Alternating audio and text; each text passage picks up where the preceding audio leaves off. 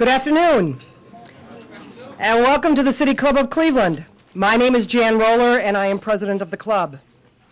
Here in downtown Cleveland, at the City Club, we provide our audience, whether it's in this room, or as viewers on television, or as listeners on radio across the country, the opportunity to hear from leaders with important, thought-provoking messages of the day. We have just such a leader in today's speaker, James Thindwa, head of Chicago's Jobs with Justice. Bill Moyers, on the PBS show Bill Moyers' Journal, recently described him as a community organizer with a fascinating background and fire in his belly. Jobs with Justice was founded in 1987 and today is in more than 40 cities and 25 states across the country, including here in Cleveland. It builds coalitions of labor's, religious, student, and community organizations to establish workers' rights as part of a larger campaign for economic and social justice. Mr. Thindwa grew up in Zimbabwe, then Rhodesia. With his family, he took part in Rhodesia's fight against British rule, and through this experience learned the power of organized labor and protest. He came to the United States upon winning a scholarship to Kentucky's Berea College and went on to receive a master's degree at Miami University of Ohio. He found his calling in Chicago 30 years ago. He has said, "I'm a community organizer because I believe that people need a voice. They need to have institutions that speak for them." An example of Mr. Thindwa's organizing work at Jobs with Justice was displayed at Chicago's Republic Windows and Doors, where workers staged a sit-in last December when the company suddenly announced it was closing shop and leaving town. By law, the company's unionized employees were entitled to 60 days' notice and some parting benefits. Instead, the owners gave them 3 days' notice and cut off their health insurance. When Republic declared itself insolvent, Mr. Thindwa and organizers turned to Republic's Bank of America, which had just received $25 billion in federal bailout money. After 5 days in the spotlight, Bank of America came up with a cash loan to pay workers what they were owed. But that doesn't end the story. In February, Republic was sold to Sirius Materials, a California-based, green-oriented windows maker. Sirius Materials reached agreement with the local union, ensuring that all former Republic employees would be rehired at their former rate of pay, and that the union would continue to represent the workers at the factory. Now that's organizing. Please welcome Chicago's Jobs with Justice community organizer, James Thindwa.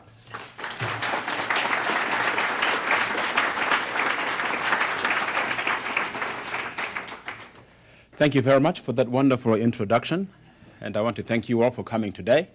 I know you have better things to do with your time than to come and listen to community organizing.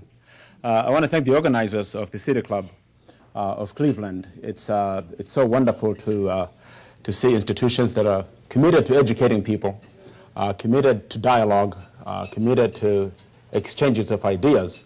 And I can promise you that what we're going to do here today is set an example for those folks in Washington about how to conduct a civil discourse. Actually, I want to update that resume a little bit. I left Chicago Jobs with Justice on June 1st and joined the American Federation of Teachers, which formed a local in Chicago called the Chicago Alliance of Charter School Teachers and Staff. We think that like any other worker, like all the other teachers, charter school teachers have a right to join a union. So we're helping them accomplish that. I started my work as an organizer working with Ohio Citizen Action. I started back in 1982 in Columbus, Ohio. Knocking on doors was a strange job, one of those jobs you have a hard time explaining to your friends and to your family. When they say, "What exactly do you do?" And you go, well, you know, I talk to people, I knock on doors, and well, for what? But as I got more and more immersed in the work, I realized just how important it was. And just from the feedback I was getting from people at the doors, whether we were talking about utility companies, and the need to hold them accountable as businesses that operate in a non-competitive environment, as monopolies. It was important for citizens to make sure that they were held accountable and were responsive to the public interest. Whether we're working on environmental issues or healthcare, I just felt that there's a disconnect between what people needed to know and what they actually knew. But I also found out that even when they didn't know, once we gave information to them, people are very willing to take action. They're very interested in organizations that fulfill this role of being present in the policy-making arena, pushing elected officials, pushing public policy makers to act in the public interest. Most of the people we talk to are people who worked full-time. Some people had 2 or 3 jobs. They've got kids to take care of, and simply, even if they wanted to, did not have the time to be as civically engaged as they wanted. So they really appreciate the work of organizations like Ohio Ohio Citizen Action and other environmental and consumer rights organizations, groups that they are willing to give money to so that they can do the legwork for them, hold public meetings and push elected officials to do the right thing. You know, when we talk about American democracy, there's a tendency a lot of times to really focus on the Constitution and the codification of rights. But I think that too much attention to that prevents an overdue appreciation of this thing we call citizen activism, the idea of a full-time citizen who engages his or her community to promote the public good.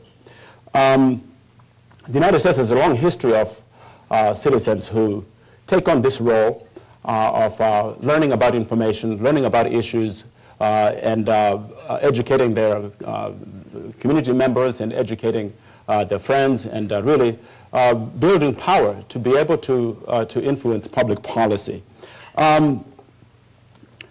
That's why it came as a surprise to me. I want to spend a little. I don't want to spend too much time on this, but it remains a sore spot to me, so I'll talk about it. I was really disturbed at the last year when I was watching the Republican National Convention in Minneapolis, Minnesota, and speaker after speaker, they got up, and I know there's a political season, and sometimes people get in overdrive and they don't really think about what they're saying, but speaker after speaker got up on the podium and were mocking community organizing. Sarah Palin was mocking Barack Obama for having been a community organizer. Rudy Giuliani did the same thing, and so did Mitt Romney. So I remember just sitting at home saying, is this serious? Are these people really making fun of community organizing? Because I reflect back and just think about the people that I just explained here, people who have no connection to these institutions that are supposed to act on their behalf. People who don't come downtown to protest or to testify on their own behalf. People who are not able to go to Congress to talk to Congress members about issues. And that for those people, the community organization is a vital link to those institutions. It's the only place. For them, that is the encapsulation of democracy. The community organization calls meetings, they investigate issues, whether it's a dump site in the neighborhood that needs to get cleaned up, whether it's a congressperson who is dragging his or her feet on an important bill in the Congress to raise the minimum wage, a whole host of issues. We call meetings and ask elected officials, policymakers, to come and be accountable, take questions from community members.